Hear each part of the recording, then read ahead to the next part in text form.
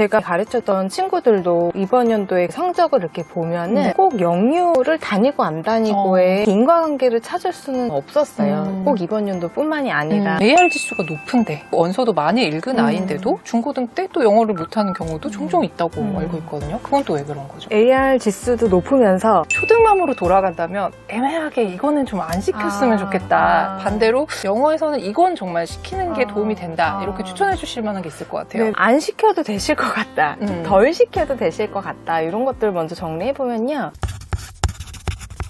안녕하세요. 교주팝 스튜디오 주단쌤입니다. 오늘 스튜디오에는요, 20년차 영어 1등급 메이커 김수민 원장님을 모시고 좋은 말씀 들어보도록 하겠습니다. 안녕하세요. 안녕하세요. 반갑습니다. 골라줄게 영어책 채널 운영하고 있는 김원장 김수민입니다. 요즘 4세, 7세 고시 이런 얘기 굉장히 많이 나오고 있잖아요. 네. 이게 다 영어와 관련된 네, 얘기라고 네. 알고 있거든요. 수천만 원을 들여서 영유를 나온 아이들, 네. 얘네들을 따라잡을 수 있는 방법이 있다고 하셨거든요. 네. 그게 뭔지 너무 궁금한데 네. 말씀 부탁드릴게요.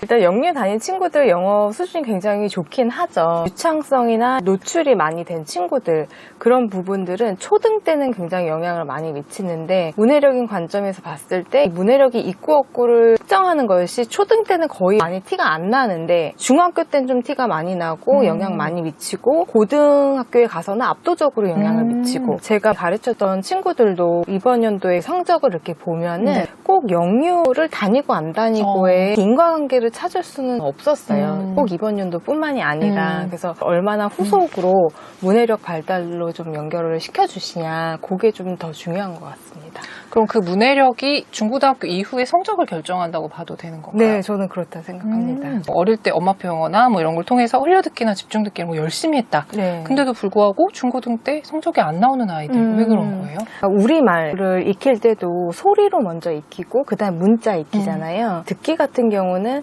아무래도 외국어고 아이들이 어렸을 때이기 때문에 사운드를 노출을 많이 해주시는 것은 맞아요. 네네. 그 문자와 같이 매치시켜주는 그 경험이 너무 적었을 경우, 텍스트랑 더 친숙하게 해야 되고, 중고등에 가서는 그냥 100% 텍스트에 온리 그쵸. 의지를 해야 되는데, 그 흘려듣기, 집중듣기 이 부분에서 텍스트로 넘어가는 과정에서 잘 전환을 시켜주셔야 되는 거죠. 그런 부분을 신경을 잘 써주시면 될 것 같습니다. AR 지수가 높은데 원서도 많이 읽은 아이인데도 중고등 때 또 영어를 못하는 경우도 종종 있다고 알고 있거든요. 그건 또 왜 그런 거죠? AR 지수도 높으면서 문해력도 좋으면 성적도 잘 나오는 건데, AR 지수 같은 경우는 아이의 이해력을 측정하는 것보다 문장의 길이, 단어의 난이도, 그다음에 등장하는 단어의 수, 이런 것들을 집중적으로 측정하는 독서 프로그램, 그러니까 아이가 읽고 있는 그 책의 난이도를 측정하는 거지, 아이의 이해력까지 심층적으로 측정을 한다고 보기는 어려운 것 같아요. 그래서 AR 지수에 너무 의존을 하시면 안 되고, 주기적으로 좀 체크는 해주시되 아이의 이해력 부분에서 조금 더 도와주시는 것, 그것이 안전한 방법인 것 같습니다. 그러면 많이 듣고 많이 읽고 한 아이들이 영어 문해력도 얻기 위해서는 그 중간 과정이 되게 중요하다고 말씀해 주신 건데, 그럼 영어 문해력의 골든타임은 언제인가요? 3학년부터 6학년까지는 골든타임이라고 보시는 게 맞아요. 보통 1, 2학년 때는 파닉스와 리더스와 뭐 이런 것들을 통해서 기초를 쌓고, 본격적인 영어 학습은 3학년부터 보통 시작을 하잖아요. 네네. 이제 제가 현장에서 보면서 좀 아쉬웠던 점은 굉장히 읽기에 집중을 많이 하세요. 근데 사실 문해력이라는 것은 잘 이해하는 것도 있지만 논리적으로 잘 표현하고 중고등 과정에서 또 쓰기도 굉장히 비중이 높아지고 중요해지기 때문에 3학년에서 6학년 정도 사이를 이용해서 읽기뿐만이 아니라 쓰기와도 연결을 해주는 그런 과정들이 필요한 것 같습니다. 그러면 이 영상을 보시는 분들이 거의 초등맘들이 많으실 텐데, 전문가 입장에서 확실하게 말씀을 해주셨으면 좋겠는 게, 초등맘으로 돌아간다면 애매하게 이거는 좀 안 시켰으면 좋겠다. 반대로 영어에서는 이건 정말 시키는 게 도움이 된다. 이렇게 추천해 주실 만한 게 있을 것 같아요. 네, 좀 안 시켜도 되실 것 같다. 좀 덜 시켜도 되실 것 같다. 이런 것들 먼저 정리해보면요. 파닉스 과정 너무 오래 하는 거는 저는 조금 비춘 것 같아요. 파닉스는 완벽하게 해야 된다는 생각들이 많으시더라고요. 근데 그거야말로 우리말로 리더스북이나 읽기 통해서 같이 교정이 자연스럽게 되는 부분이 많거든요. 그래서 파닉스를 1년 이렇게 하시는 건 조금 길다. 4, 5개월, 6개월 맥시멈까지 하시고 리더스와 섞어서 빨리 읽기 본격적인 과정으로 투입을 하시는 게 낫다라는 생각이 들고요. 두 번째는 그게 익숙해지고 나면은 그때부터 어머니들이 굉장히 적극적이 되시고 의지에 불타오르세요. 그래서 애한테 읽힐 책을 쫙 리스트업을 하시죠. 그래서 리스트가 굉장히 길어지는데 어떤 목록들, 필수 읽어야 되는 베셀 같은 것들 그런 것들은 있지만 아이의 취향을 따라가 주시는 게 저는 더 아이가 책을 많이 읽게 하는 방법인 것 같아요. 아이가 사랑에 빠지는 캐릭터를 만나고 이 장르를 좋아하게 되고 이런 스토리에 흘러가는 거에 엄청나게 재미를 느끼고 이런 것들에 걸림돌이 되는 것이 약간 벽돌 깨기식 그 책 읽기 이런 것들은 조금 안 해주시면 아이들이 조금 더 재미를 느끼면서 책을 읽을 것 같고요. 너무 과도한 학습 스케줄도 방해가 많이 되는 것 같아요. 영어를 진짜 많이 하잖아요, 초등 때. 그쵸. 저는 영어를 하면서도 그렇게까지 많이 해야 되나라는 생각이 좀 있어요. 그래서 양보다 몰입해서 집중도 있게 훈련하는 그런 방식들이 딱 일치되는 그 성적들, 그러니까 요만큼 내가 했는데 왜 성적이 안 나올까 이런 것들을 좀 막아주시는 것 같아요. 그래서 필수적인 것들을 빼고 나서는 자유로운 책 읽기 이런 식으로 해주셔도 될 것 같습니다. 그리고 이것만은 진짜 꼭 하셨으면 좋겠다 이런 것들은 다양한 영역들을 섞어주시는 거. 예전부터 엄마표 영어 책도 그렇고 자녀교육서에서 많이 나오는 방법들도 되게 읽기에 집중이 많이 되어 있어요. 근데 사실 아이들이 중고등에 가면 해야 될 게 읽기뿐만이 아니라 너무 많은 요소들이 복합적으로 있거든요. 근데 초등 때는 그게 아직 안 보이시기 때문에 읽기에 집중 많이 하시는데 특히나 쓰기랑 연결하는 연습은 초등 때 잡지 않으면 중고등 가서 잡기는 어려운 것 같아요. 시간도 있기 때문에 쓰기와 좀 연결해서 많이 연습해보는 거 그거는 꼭 추천드리고 싶고요. 문맥 속에서 어휘 학습하고 중고등 가면 아이들이 이제 시간에 너무 쫓기기 때문에 막 암기하고 이러잖아요. 그렇게 하는 것보다 이해 기반으로 어휘도 좀 맥락 안에서 익혀주시고 이런 것들이 좀 필요한 것 같습니다. 선생님이 계속 지금 쓰기랑 읽기 연계 이렇게 막 강조를 해주셨는데 이번에 선생님이 쓰신 책이 나왔어요. 네, 초등 영어 문해력이 답이다라는 책인데 이 책에서 스텝 바이 스텝으로 초1부터 초6까지 문해력을 키울 수 있는 방법을 알려주셨거든요. 각 학년군별로 가장 중요한 게 뭔지 하나씩만 딱딱 찝어주시면 좋을 것 같습니다. 1학년 때는 다 아시는 것들은 제가 설명 안 드릴게요. 파닉스, 사이트월드 뭐 이런 거 있는데 아이가 어리니까 아직 쓰기가 좀 어렵다라고 생각하시더라고요. 물론 소근육 발달도 조금 덜 됐고 익숙치가 않은 부분이 있어요. 근데 쓰기는 저는 그렇게 생각해요. 이게 운동 근육처럼 많이 쓸수록 잘 씁니다. 그래서 어렸을 때부터 교육을 시켜주셔야지 익숙하게 쓰거든요.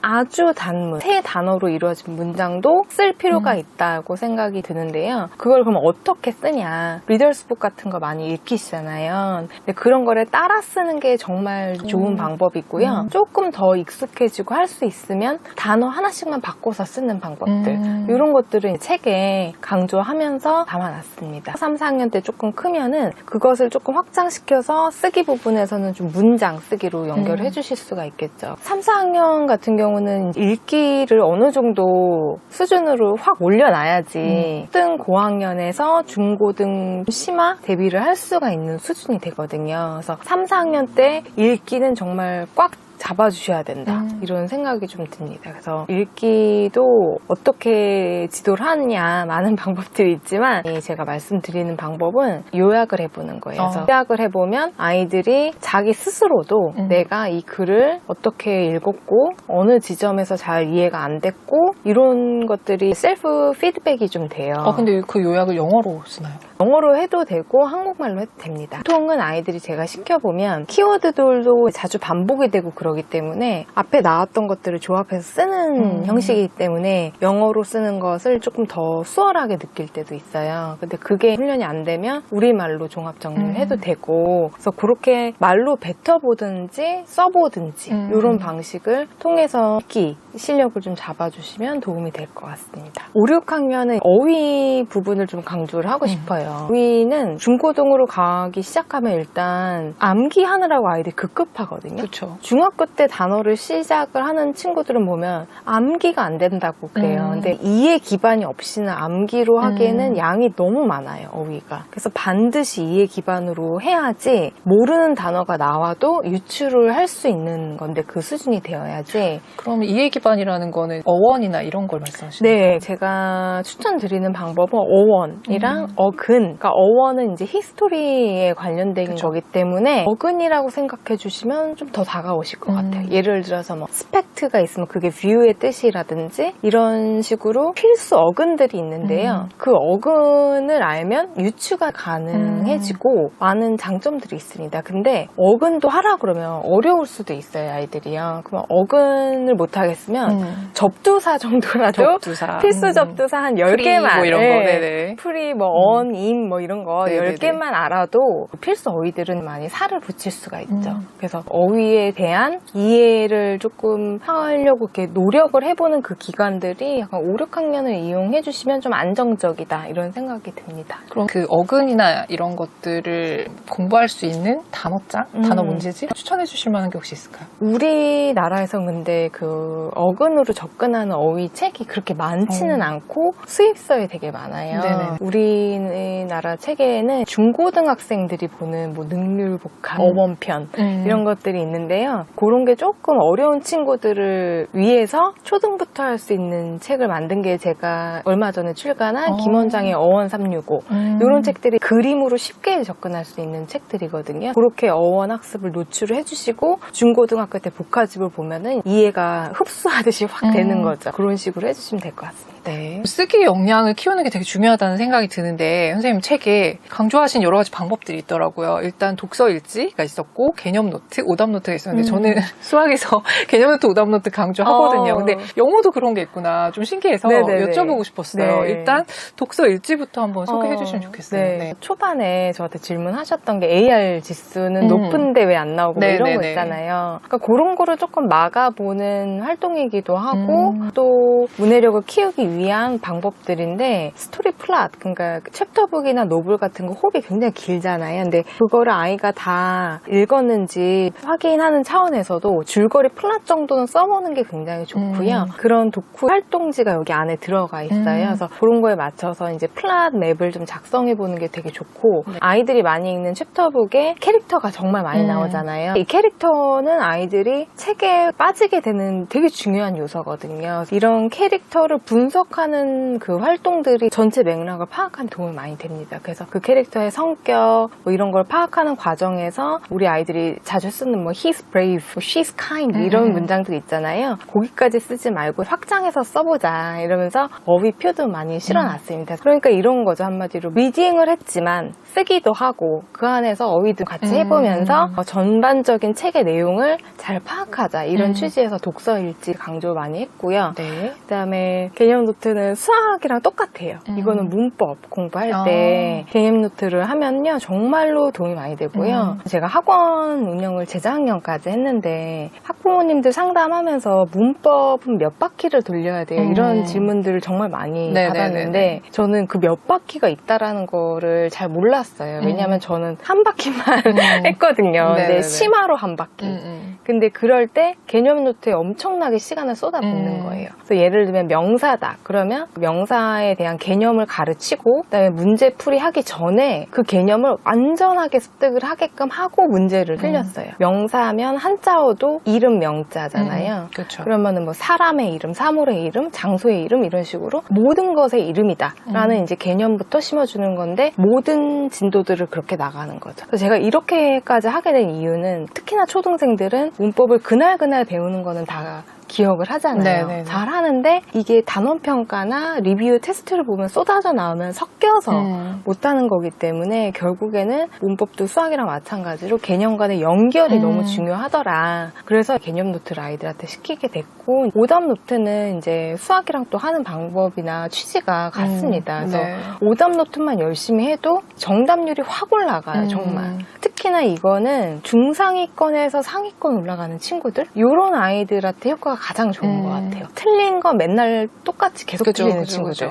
이런 친구들은 이제 오답 노트가 필수로 들어가야 됩니다. 그러면 보통 중고등학교 아이들한테 더 도움이 되겠네요. 초등 보통 6학년부터 문법 시작하니까요. 개념 노트는 6학년부터 하면 좋고요. 근데 개념과 오답 노트를 한꺼번에 같이 하기에는 양이 너무 많아서 어릴수록 시간이 조금 있으니까 개념하고 문제풀이 많이 하는 중학생들한테는 이제 오답 노트를 많이 합니다. 요즘은 세상이 참 좋아져서 굳이 학원에 보내지 않아도 집에서 충분히 영어학원 다니는 것 같은 효과를 거둘 수 있다. 이런 말씀도 되게 많이 하시잖아요. 네. 완전히 대체하기는 어렵지만 선생님이 여러 개를 또 활용해 보셨을 때 이 AI 툴이 영어 공부하는데 좀 도움이 되더라. 네. 어떤 게 있는지 좀 추천해 주시고 방법도 소개해 주시면 좋을 것 같아요. 네. AI 툴은 일반적으로 챗GPT 많이 쓰시잖아요. AI 툴이 많지만 그 명령어를 내리는 부분에서는 공통점이 많아요. 공통점을 좀 설명을 드리면 논리적으로 질문을 잘 해야지 내가 원하는 답을 그렇죠. 얻는데 예를 들어서 집에서 우리 아이가 쓴 에세이를 엄마가 첨삭을 해야 된다. 그러면 너무 막막하시잖아요. 그렇죠. 이제 그걸 가지고 첨삭을 하실 수가 있어요. 근데 첨삭할 때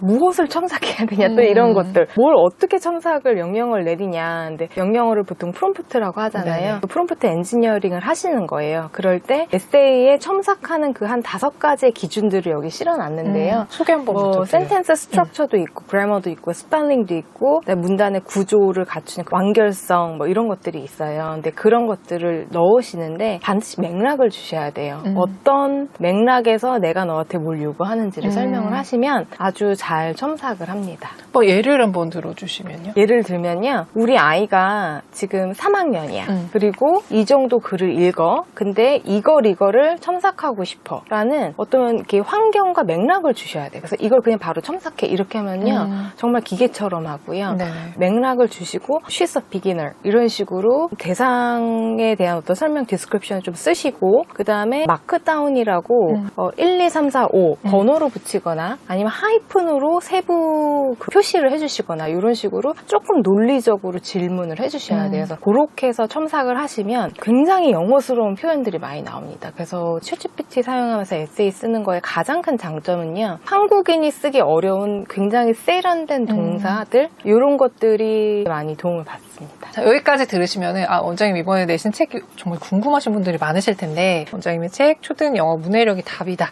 이 책을 잘 활용할 수 있는 방법을 저자 입장에서 한번 소개해 주시면 좋을 것 같아요. 로드맵 책은 사실 되게 많잖아요. 근데 로드맵 책이라기보다는 그것을 따라할 수 있는 실천 가이드예요. 보셔서 아시겠지만 스텝 1, 2, 3 이런 식으로 이렇게 티칭하고 이렇게 피드백 주고 이런 세부적인 것들이 많이 있기 때문에 그거를 따라가실 수 있으시거든요. 그런 학습적인 내용 외에도 성향별로 어떤 공부 방법이 효과적일까 이런 것들도 많이 담아놨고 또 우리가 아까 말씀 나눈 AR 지수 너무 믿을 수 없고 레벨 테스트도 너무 천차만별이고 이것들의 문제는 어떻게 해석을 해내냐가 이제 중요한데 테스트를 매번 보지 않아도 자가 진단할 수 있는 자가 진단표가 있어요. 그래서 그런 것들을 통해서 우리 아이를 파악을 먼저 하시고 여기서 알려드리는 단계에서 어떤 지점에 아이가 해당하는지 그런 것들을 이용하시면서 따라가 주시면 제 경험치로 봤을 때 대다수의 상위권 아이들은 이대로 해서 이제 성공을 많이 하였다. 그래서 제 현장 노하우를 다 담은 책이기 때문에 집에서 따라 해보실 만한 의미가 좀 있지 않을까 이런 생각이 좀 듭니다. 그럼 이 책 보면 학원 안 보내도 되나요? 아이가 말 안 들으면 가야 될 것 같습니다. 네, 그거 외에는 집에서 잘 지도해보시면 좋을 것 같다.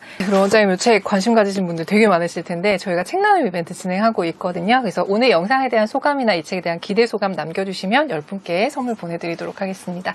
네, 오늘 좋은 말씀 감사합니다. 네, 수고하셨습니다. 감사합니다.